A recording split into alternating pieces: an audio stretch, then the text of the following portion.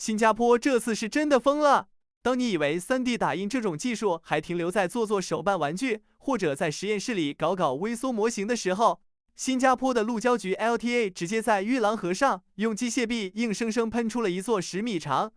而且完全没有桥墩的承重天桥。你去现场看就会发现，那里没有漫天飞舞的尘土，没有密密麻麻的脚手架，更没有成群结队满头大汗的建筑客工，只有几台机械臂在安静又疯狂地吐着混凝土。整个画面简直赛博朋克到了极点。很多人看到新闻的第一反应是，政府是不是钱多烧得慌，花140万新币搞这么个噱头？如果你也这么想，那就大错特错了。这绝对不是什么面子工程，这座桥的背后其实藏着新加坡未来30年最硬核也最残酷的生存密码。今天我们就来深度拆解一下这座看似不起眼的打印桥到底凭什么能代表全球基建的最高水准，而它又将怎么改变我们每一个普通人在新加坡的生活。看到最后你会发现，这根本不是一次简单的技术炫技，而是一场关乎国运的生死战。在新加坡生活久了的你，肯定受够了这种折磨。家楼下随便修个 BTO 组屋，或者建个 MRT 地铁站，电钻声和敲打声能从早到晚吵你大半年，甚至好几年。每次路过工地，看着那些围挡，你是不是都在想，这工程到底什么时候是个头？而且你可能没有意识到，现在在新加坡请一个建筑客工到底有多贵。摊开那些建筑公司的财务报表看一看，就会发现外劳的准证费年年都在涨，客工宿舍的租金和日常管理成本更是高得吓人，再加上通货膨胀的巨大压力，传统建筑行业的成本全都在疯狂吸血。更致命的是，随着周边国家经济也慢慢发展起来，愿意背井离乡来新加坡做苦力的人只会越来越少。新加坡的基础建设如果继续靠这种人海战术硬扛，迟早要面临无人可用的死局。你想想，如果没有人建房子，没有人修路，我们以后的生活成本得多高？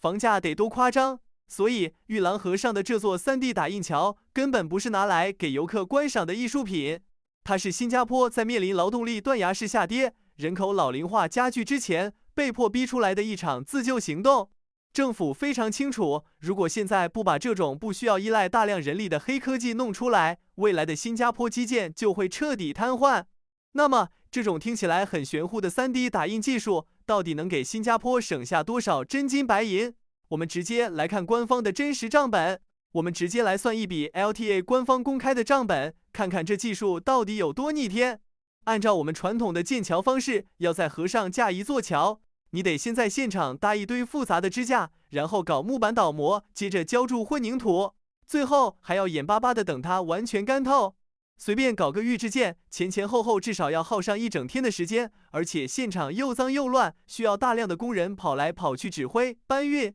但是现在呢？南洋理工大学的3D 打印中心给出了一个极其恐怖的数据，他们用机械臂打印一个同样大小的混凝土模块，只需要短短的4个小时。4个小时是什么概念？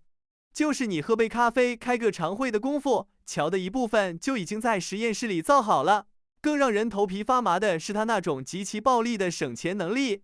官方数据显示，这项技术直接砍掉了50%的人力需求。以前需要10个工人顶着大太阳干的活，现在5个人甚至更少就能轻松搞定，这就完美解决了我们刚才说的客工短缺问题。不仅如此，它还能减少大概30%的材料浪费。大家要知道，新加坡可是个连沙子、石头和水泥都要靠进口的国家啊。每一次全球供应链出现问题，或者邻国限制出口，新加坡的建筑行业都要跟着抖3抖。稍微有点常识的人都明白，在寸土寸金、资源极度匮乏的新加坡，能从源头上省下30%的原材料，这就是最高级的省钱，也是对国家抗风险能力的最大提升。以前修桥，那就是工地现场的大乱炖，各种材料堆在一起，用不完的最后只能当建筑垃圾处理掉，浪费极其严重。现在完全变了，变成了在无尘实验室里造乐高积木。机械臂按照电脑画好的3维图纸，极其精准地挤出特制的混凝土，一层一层地叠加，连一克多余的水泥都不会浪费。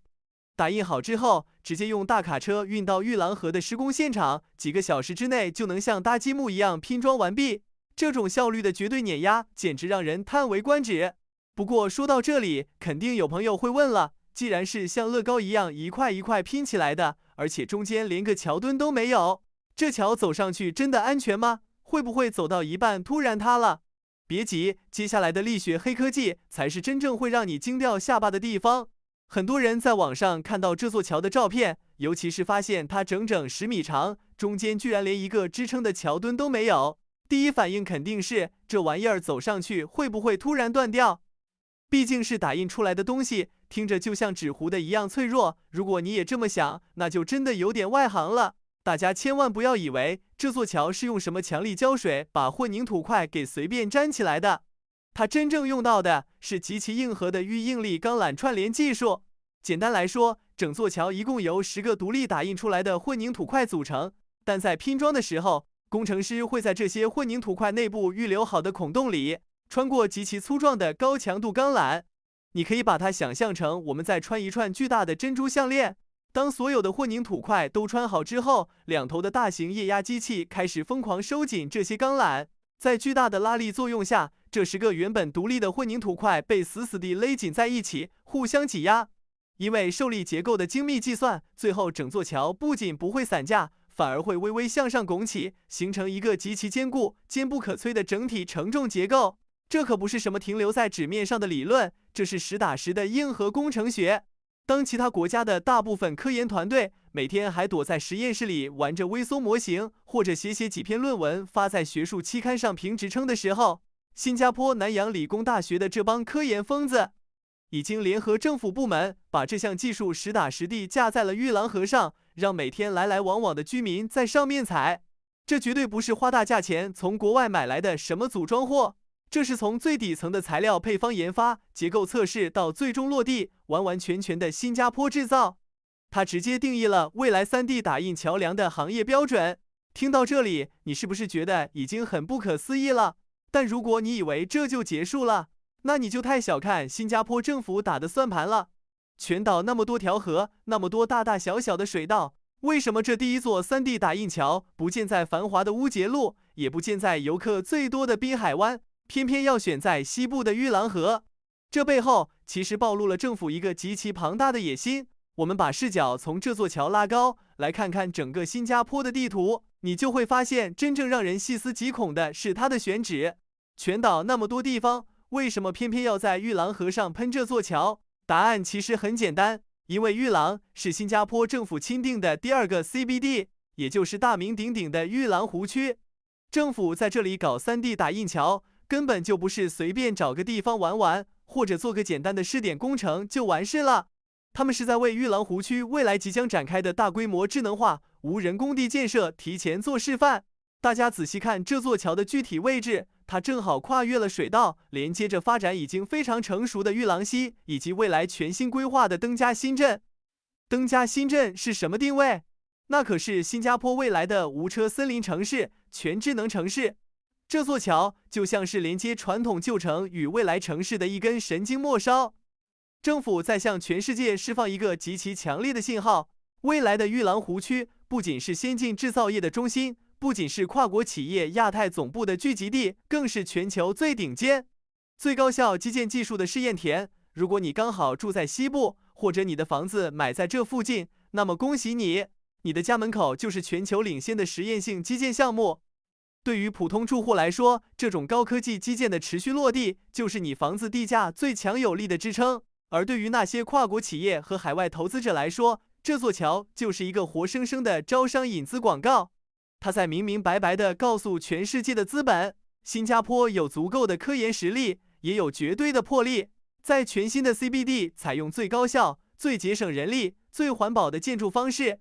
这意味着未来这里的区域建设进度会非常快，成本也完全可控。哪怕遇到全球性的劳动力断层危机或者原材料供应链中断，这里的建设也绝对不会停滞。这才是资产基本面最硬的底牌。所以，一座看似不起眼的10米小桥，其实是整个国家宏观城市规划的一步大棋。